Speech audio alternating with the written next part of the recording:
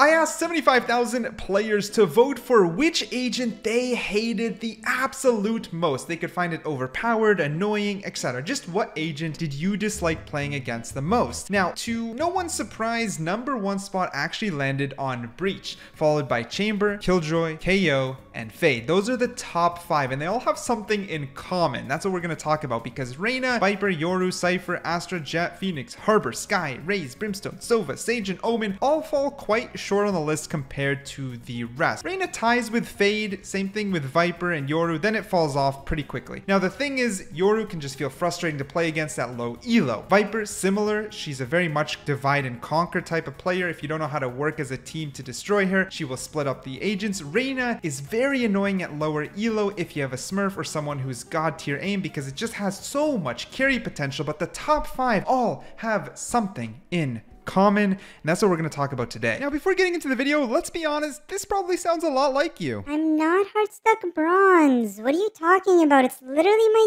teammates' fault. Well, the truth is, me and all your friends know you're boosted, and it's time to fix that with the sponsor of today's video, Valorant Tracker, an all-inclusive software that tracks every little ounce of statistics that you need to know for your Valorant gameplay. From your aim accuracy to your best weapon, worst agent, or your KD and headshot percent, you can track your progress throughout the seasons or multiple seasons in unrated, Spike Rush if you're a Spike Rush Andy, and most importantly, ranked. Now, the best thing about Valorant Tracker is the fact that you can compare yourself from start to finish and notice your weaknesses, right? If I have a low win rate on Jet but a really high pick rate, I probably want to learn some more Jet techs, change agents, or focus on improving. This goes the same way with the Vandal or Phantom to know what my best gun is. Now, Valorant Tracker follows you in game, telling you live feed info on your agents while in agent select, and best of all, even has a little bit of a stat at the bottom that's sleek and discreet for you to keep track of your statistics even while playing the game itself. So download Valorant Tracker today for free. Now, on context, if you look at someone like Breach, now Breach is really above the rest, right? He almost doubles Chamber on his own for annoyance. 20% of people voted for Breach. Even though only has a 2.2% pick rate at a 48% win rate, he still got voted beyond belief, right? Chamber's #1 in pick rate. It makes a little bit more sense. My boy Breach isn't even popping off very much. He's actually losing popularity. As you can see on this chart here, from September to October, he has lost popularity, but his oppression is through the roof. Let's talk about this. So, his flashpoint stops the enemy team from seeing, right? It apprehends vision. His fault line, right? It stuns you. It doesn't allow you to shoot or properly use your gun. His aftershock stops you from pushing, and if you do dare to push, you're going to take some serious damage. And his rolling thunder, his ultimate, makes it 4-on-4 where all his abilities completely apprehend the opponent, and when put together, it is so annoying to play against. It feels like there's no counterplay. Now, is there? Yes, this comes from game sense, but when you play against an amazing Breach, someone like Nosy, who can combine all these together seamlessly, it becomes so hard to fight. It becomes frustrating to fight,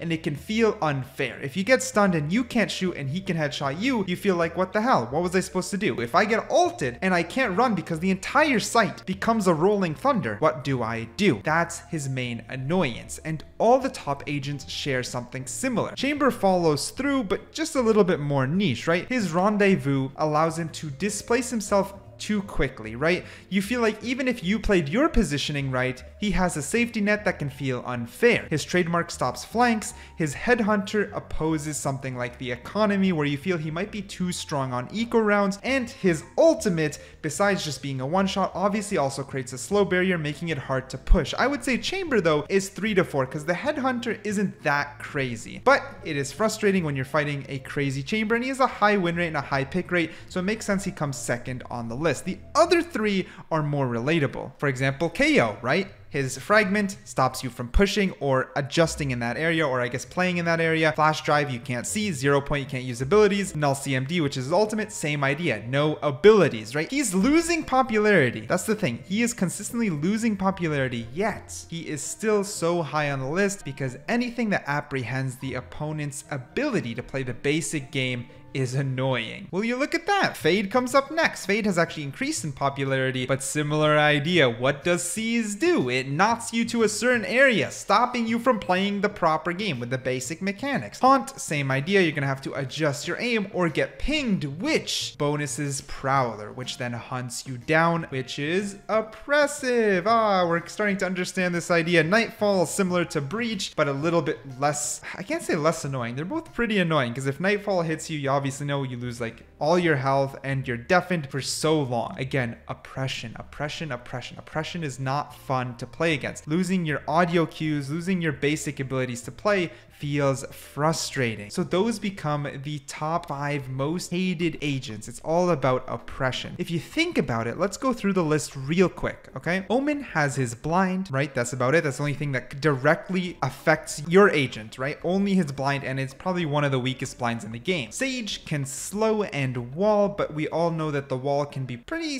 not that great unless Grim is playing it. The wall can still be broken pretty quickly, and the slow doesn't last too long. Same idea with Sova. You really need to be a good Sova to become oppressive. Brimstone is not oppressive at all outside of his ultimate. Raze, same idea. It can be annoying to die to the damage, but once that damage is gone or once it flies past you, again, it's like just damage. It's the same as the gunfight, right? It's not stopping you from moving. It's not stopping you from playing the game. I would say Skye is the only one I'm kind of surprised with because of her wolf, flash, and ultimate, but I do believe that it's the main cause of this is because shooting the wolf and shooting the ult are pretty easy, and since the flash change where she has to wind it up, there's so much more time to react to the flash. So I'm going to assume that's why Skye fell on the list. I would have expected her to be a little bit higher though, just a little bit. Harbor, I kind of have no idea, is nothing suppressive. Phoenix, it's just his flash in my opinion. Jet, most likely people who just don't like the up and dash, but that's not as big of a deal. If this was pre-Jet nerfs, this would have changed. Cypher has a little bit of oppression, but it's really only his tripwire, which is very weak, easy to break, and that's it. That's kind of where it ends. Astra has a decent amount, but her pick rate is too low, and after the nerfs, it is hard to play her. Yoru, I feel, comes out of frustration, getting outplayed at low elo,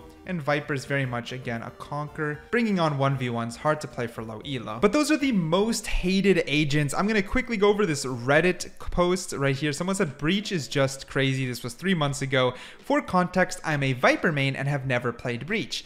Breach to me just seems like a very weird power balance. On one hand, players who are new to Breach seem useless, but players who know how to play him seem unbeatable. Honestly, pretty cool in my opinion. Was wondering if anyone else felt the same. Someone followed this up by saying, I used to clown on people for choosing Breach until I played against someone who knew how to use him. Now I'm a Breach main. And I think that summarizes him perfectly. He becomes the most oppressive with his skill ceiling. The better you play at him, the more you train against him, the more you know all the lineups, the intricacy, the less you can hit your own teammates and hit the enemies, it becomes insane, right? Everything is AoE. He can hit, unlike Fade, which her Prowler will target someone, or Skye, where her ult will target someone, you can actually hit the entire enemy team with every single ability that Breach has in his kit. And for that reason, I think it's why he becomes the most hated across the board.